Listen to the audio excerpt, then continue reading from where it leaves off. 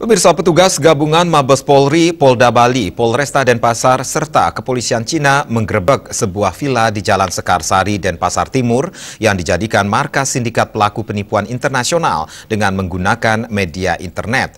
Dari penggerebekan itu, petugas mengamankan 39 warga asal Cina dan Taiwan, serta puluhan perangkat elektronik. Terungkapnya keberadaan 39 warga asing yang terdiri atas 4 warga Cina dan 35 warga Taiwan yang diduga menjadi pelaku penipuan dari laporan pihak kepolisian Cina karena warganya banyak menjadi korban penipuan.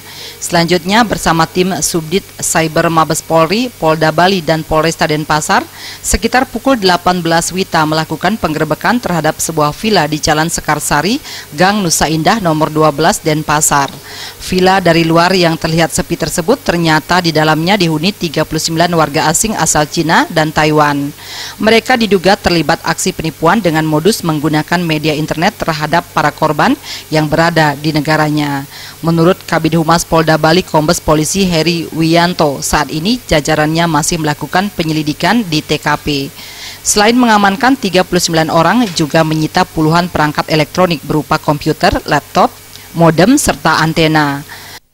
Melakukan penggerebekan terhadap pelaku warga negara Cina dan Taiwan yang disinyalir adalah pelaku penipuan di negaranya. 39 warga negara Cina dan antara lain 4 warga negara Cina dan 35 warga negara Taiwan. Para pelaku merupakan sindikat internasional dengan modus operandi berpura-pura menjadi petugas pajak atau keuangan dengan menipu para korban yang berada di negaranya. Mereka ini menempati villa tersebut sejak beberapa bulan lalu setelah menyewa dari seorang warga lokal.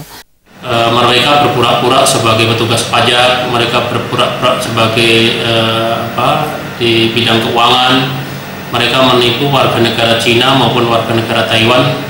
Dan ini merupakan sindikat. 39 warga asing ini telah diserahkan di bawah tanggung jawab pihak imigrasi. Kini pihak kepolisian masih mengembangkan kasusnya. Raiswantara, Bali.